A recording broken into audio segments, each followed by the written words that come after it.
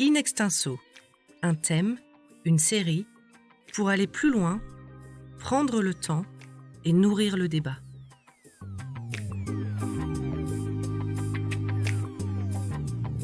Pour ouvrir notre série sur les grandes expériences de l'économie comportementale, Angela Sutan, Burgundy School of Business, et Radu Vranceanu de l'ESSEC présentent les études qui montrent que certaines incitations, qui visent à influencer le comportement des acteurs, peuvent produire des effets contraires aux objectifs recherchés.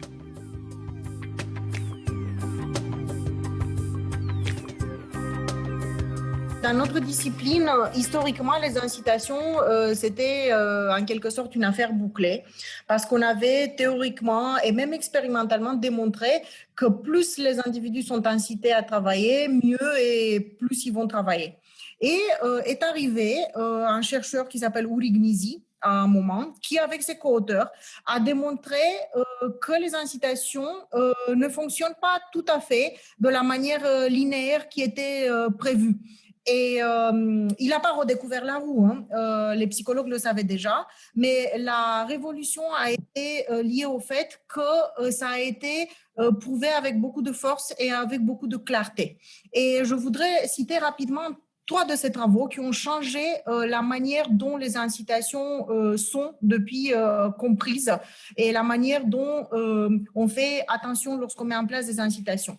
Et vous allez voir, quand je vais citer les titres des articles, on va tout de suite comprendre les 3 problèmes auxquels on s'est attaqué en économie comportementale et expérimentale. Le premier papier s'appelle « Pay enough or don't pay at all ». En français, ça donne « payer assez ou ne payer pas du tout ». Le deuxième s'appelle « Fine is a price », donc une amende est un prix. Et le troisième s'appelle Large Stakes and Big Mistakes, des incitations fortes et des erreurs grandes. Ces 3 papiers-là, en fait, explorent la même chose, si vous voulez, le calibrage des incitations. Ce qu'on a démontré, c'est que les incitations peuvent avoir un effet contre-productif si elles ne sont pas mises en place de la bonne manière. Alors, pour faire simple, nous sommes motivés soit de manière intrinsèque, parce qu'on fait les choses parce qu'on les aime, soit de manière extrinsèque, c'est-à-dire par des incitations de type récompense ou punition. Je fais les choses parce que j'attends un gain ou je fais les choses parce que je voudrais éviter une punition. Ce qu'on montre dans ces 3 papiers-là, ce qui a été démontré dans ces 3 papiers-là, c'est que la manière dont les incitations peuvent détruire la motivation intrinsèque est dépendante du soin qu'on a mis à les mettre en place. Alors, le premier papier, Pay enough or don't pay at all, prend une expérience. Il y a 2 expériences qui sont très simples. Les individus participant à l'expérience faisaient 2 tâches, soit une tâche dans laquelle ils devaient résoudre des problèmes typiques des matrices, etc. Soit ils travaillaient pour la récolte de donations pour un organisme charitable. Et à chaque fois, ils étaient incités ou pas incités. C'est-à-dire qu'ils pouvaient, pour faire leur tâche, soit être payés, soit ne pas être payés. Et quand ils étaient payés, ils avaient soit une récompense qui était faible, en pourcentage, par exemple 1% de ce qu'ils produisaient, soit ils avaient une incitation qui était forte. Ils étaient payés peut-être 10% de ce qu'ils produisaient. Et ce papier-là montre ce que le titre dit. Lorsque les incitations sont faibles, le message que les individus qui participent à l'expérience comprennent est que si tu es obligé de me payer pour faire cette tâche, ça veut dire que cette tâche-là n'a pas grand intérêt en elle-même, donc ça détruit ma motivation intrinsèque de faire cette tâche-là, et donc du coup ma performance va être moindre. Les résultats qu'ils ont obtenus sont exactement ceux-là. Lorsque les individus n'étaient pas assez payés, n'étaient pas assez incités, mais ils avaient quand même une incitation pour faire la tâche, ils étaient moins performants que lorsqu'ils n'étaient pas payés du tout. Et ça, c'est le premier résultat. En gros, si l'incitation est mise en place, mais de manière non adéquate, elle va avoir un effet contre-productif. Je vais être moins performant parce que je vais être moins motivé à le faire. Le deuxième papier, qui s'appelle Fine is a Price. C'est un papier dont on a beaucoup parlé et que beaucoup de gens connaissent. C'est le fameux papier des crèches en Israël, dans lequel on montre que lorsque les parents sont en retard pour récupérer leurs enfants qui fréquentaient des crèches en Israël, et que ce retard-là, en fait, donne lieu à une espèce d'amende, les parents comprennent que cette amende-là a modifié donc leur relation avec la crèche et que donc il y a un nouveau contrat qui est en place. Et cette amende-là leur donne le droit en fait d'être en retard. En gros, je compare le prix que j'ai à payer pour mon retard avec mon consentement à payer pour 1 heure de plus à la crèche. Et si j'estime que c'est pas très cher, ben, je vais continuer à laisser mon enfant là. Et donc, une amende, en fait, qui était mise en place pour que les parents évitent d'être en retard, parce que ça a entraîné, bien sûr, des problèmes de logistique dans l'organisation de la crèche, a fait qu'en fait, les parents ont beaucoup plus été en retard, tout simplement parce que ben, ils ont tout simplement fait usage d'un prix qui existait là sur le marché et ils l'ont pris. Et enfin, le troisième papier que je voudrais citer, qui s'appelle Large Stakes and Big Stakes, ça aborde encore une autre dimension de l'incitation. Ils ont fait une série d'expériences. Il y avait plusieurs types de tests. Il y avait des tests qui étaient des tests techniques mécaniques. J'additionne des nombres, etc., des choses très simples. Où il y avait des choses plus créatives.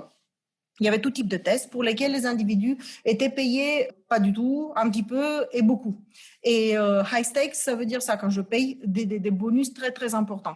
Pour que ça puisse marcher, l'expérience a été faite dans 2 pays différents, aux États-Unis et en Inde. Il y avait question de pouvoir mettre en place des incitations très, très fortes. Donc, c'est pour ça qu'on est allé en Inde pour implémenter l'expérience. Et les auteurs ont trouvé, en fait, que pour la moindre tâche qui était à faire, qui impliquait un petit peu de créativité, la mise en place d'incitation détruisait la motivation intrinsèque et la performance. Et là, le résultat complètement contre-intuitif était que lorsque les incitations étaient très fortes, ça inhibait les personnes parce qu'il y avait une pression. En fait, si tu donnes une incitation très, très forte aux individus parce qu'ils ont résolu quelque chose, si cette incitation-là, elle est justement trop forte, ça va inhiber leur créativité et ils vont beaucoup moins performer. Donc, voilà les trois effets contre-productifs des incitations qui font qu'aujourd'hui, on sait que les incitations fonctionnent, mais seulement lorsqu'elles sont bien calibrées. Parce qu'elle a présenté avec beaucoup de précision et de clarté le résultat de ces 3 expériences fondamentales. Et on peut rester sur la fin avec le sentiment que ces expériences contredisent la théorie économique classique. Or, en fait, certaines explications, surtout basées sur les éléments psychologiques, peuvent contredire la théorie. D'autre part, il y a des évolutions de la théorie économique elle-même qui corroborent parfaitement des faits documentés par ces expériences. En fait, ces expériences ont permis également, si vous voulez, d'élargir le champ et la compréhension des phénomènes par la théorie économique. Et ça, c'est une contribution, à mes yeux, fondamentale de l'économie expérimentale à la théorie, à l'économie, à la science économique en général. Je m'explique. Une autre possibilité par laquelle le changement d'incitation conduit à un changement de comportement, qui d'ailleurs est évoqué par Urignisi et ses co-auteurs, c'est parce qu'il y a un changement du contrat entre les agents et les principaux, c'est-à-dire entre les employeurs et les employés, si vous voulez, de manière plus terre à terre. Qu'est-ce que ça veut dire, changement de contrat? C'est quand tu changes les incitations, une situation existante se transforme complètement. Donc, ce qui avant était conçu comme un contrat tacite devient un contrat explicite avec une rémunération. Et ça conduit à un changement qui est rationnel de la part des gens et qui peut être expliqué par la théorie économique.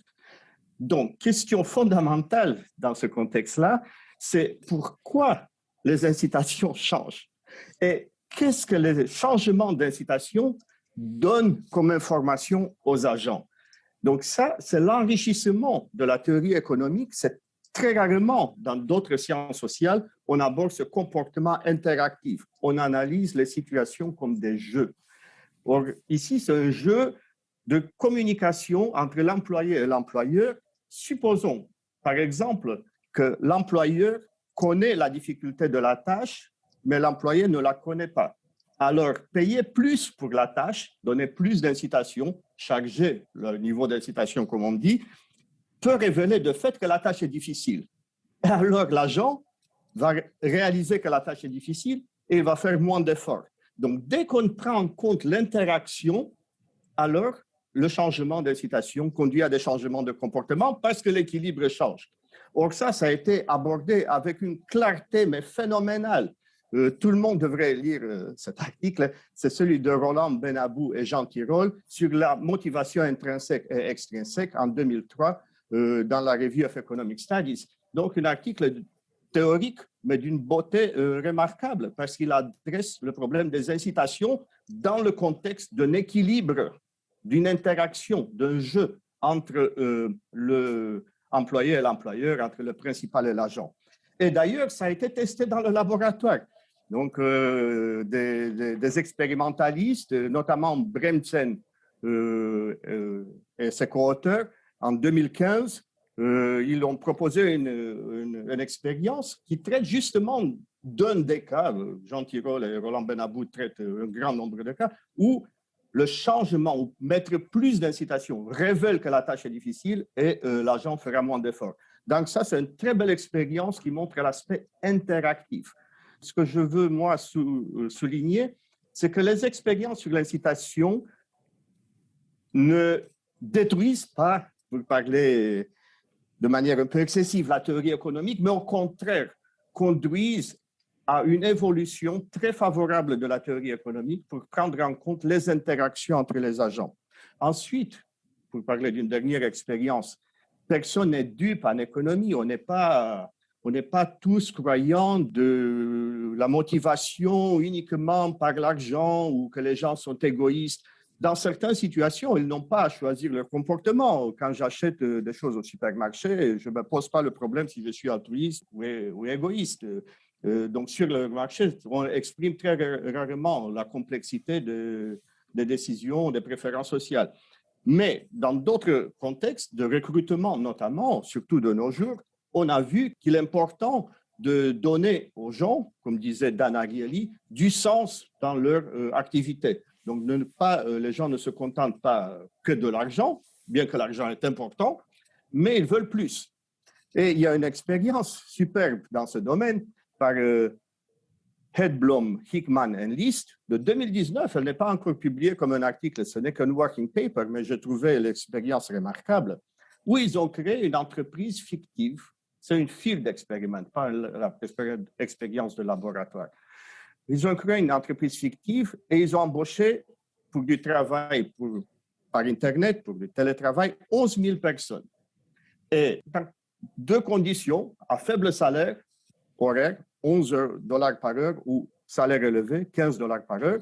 Et dans deux autres conditions, sans engagement en responsabilité sociale et avec engagement fort de l'entreprise fictive, bien sûr, en responsabilité sociale. Donc, cette entreprise fictive devrait travailler avec responsabilité pour des actions non-profit, pour des organisations philanthropiques, et ainsi de suite. D'accord? Et qu'est-ce qu'ils ont observé? Ils ont observé deux phénomènes très intéressants.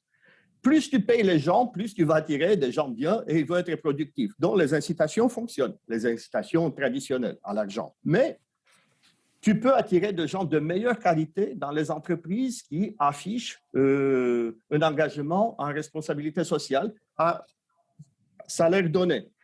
Donc, pour attirer des gens de haute qualité, idéalement, tu dois payer un salaire élevé et proposer un engagement social. D'ailleurs, ils montrent très bien qu'il y a un accroissement des taux de candidature au niveau du recrutement, que tu vas recruter des gens de meilleure qualité si tu affiches la responsabilité sociale haut et fort. Et ensuite, sur le lieu de travail, parce qu'ils avaient dû faire une tâche d'effort réel, ils codaient des maps, Google Maps, ils les codaient à nombre. Donc, ils ont montré que la productivité augmente de manière significative quand l'entreprise a une mission sociétale. Où je veux en venir? Je veux en venir au fait que dans le monde, il y a des incitations multiples et variées, qu'il ne s'agit pas que de l'argent, mais aussi que les économistes peuvent étudier, analyser à l'aide des modèles expérimentaux et de la théorie économique élargie ces phénomènes avec une très grande clarté, une grande précision et avec des implications managériales claires et nettes. Par exemple, dans l'expérience de Hedblom, il montre quel serait le seuil minimal d'investissement en responsabilité sociale pour que cet investissement se justifie par le prisme de l'accroissement de la productivité. Il tire la conclusion que c'est quelque chose que uniquement les grandes firmes peuvent mettre en place avec une profitabilité satisfaisante. C'est à la fois très important pour, n'est-ce pas, pour les activités managériales et ça explique beaucoup de phénomènes dans le monde réel où les petites firmes sont moins préoccupées par ces actions que les grandes sociétés. In extenso, un thème, une série, pour aller plus loin, prendre le temps et nourrir le débat. Tout ce qu'on vient de citer, en fait, sont des résultats qui sont établis, des résultats empiriques qui sont certains. Ce qui est quand même étonnant, c'est que nous, en tant que profession, on n'a pas réussi, je pense, de manière optimale à communiquer ces résultats-là à ceux qui les implémentent dans la vraie vie. Il y a quand même encore une différence assez grande entre ce que nous, on sait, et ces résultats-là qui sont clairs, et ce que font les vrais managers dans les entreprises. Et nous, on s'est intéressé à deux problèmes. Le premier problème est lié à la gestion d'une situation où le manager doit faire face peut-être à une espèce de crise. Vous voyez, ça on a été inspiré un petit peu par l'actualité. Et dans ces cas-là, il arrive que le manager, pour le bien-être pour la survie de son entreprise et pour le bien-être de ses employés, des fois d'apprendre des relations difficiles. Avec Radou, nous avons travaillé justement sur un cas dans lequel le manager prend des décisions difficiles qui se traduisent par l'allocation de gains pour ses employés qui peuvent être peut-être qui peuvent être pas égalitaires pour tout le monde, qui peuvent avantager certains et désavantager les autres. Mais la survie de l'entreprise en dépend. Et le manager doit choisir de quelle manière, en fait, il prend cette décision. Et il a deux options. Soit il présente toute l'information en sa possession aux employés avant de prendre la décision et laisse les employés soit en débattre, soit mettre un veto, soit le sanctionner, etc. Soit il ne donne aux employés qu'une information partielle ou il n'en donne pas du tout pour réduire les coûts de transaction, en quelque sorte, pour éviter justement que ça tergiverse la prise de décision et qu'il ne puisse pas implémenter ce qu'il avait en tête. Et nous avons mis en place donc une expérience pour vérifier qu'est-ce qui était le plus efficace. Est-ce qu'il fallait donner toute l'information qu'on a en sa possession en tant que manager et de quelle manière il fallait mettre en place la décision. Est-ce qu'il fallait être en gros un manager autocratique ou quelqu'un qui est plus bienveillant et qui est plus dans une espèce de négociation.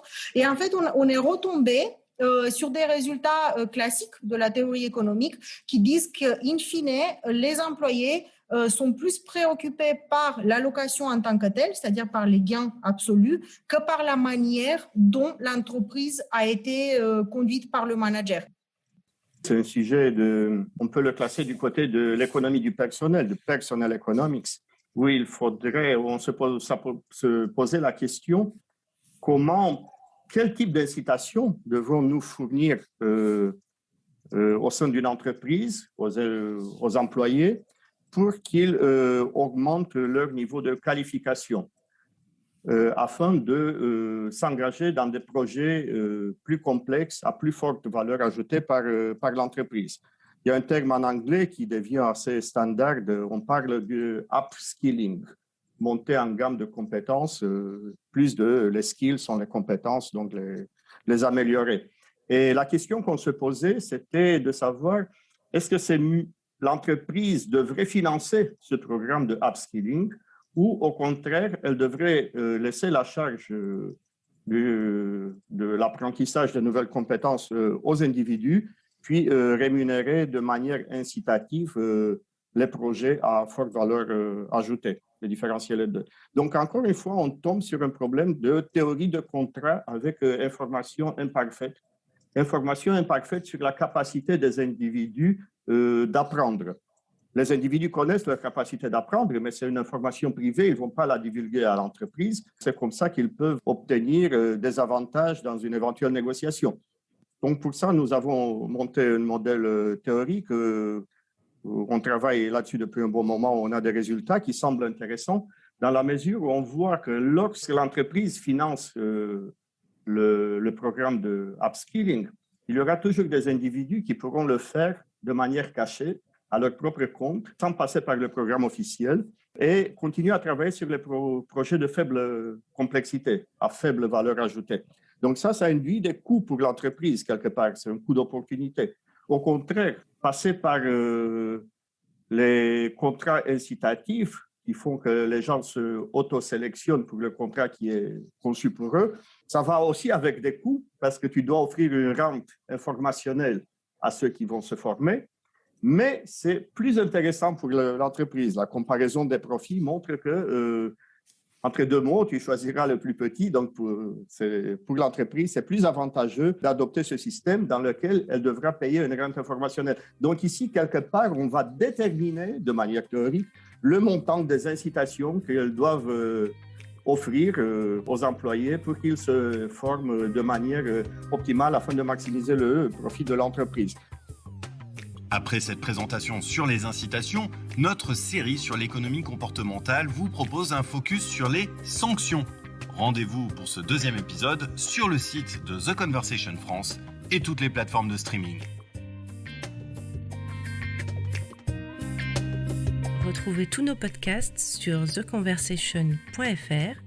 N'hésitez pas à les commenter et à les partager. Merci de votre écoute.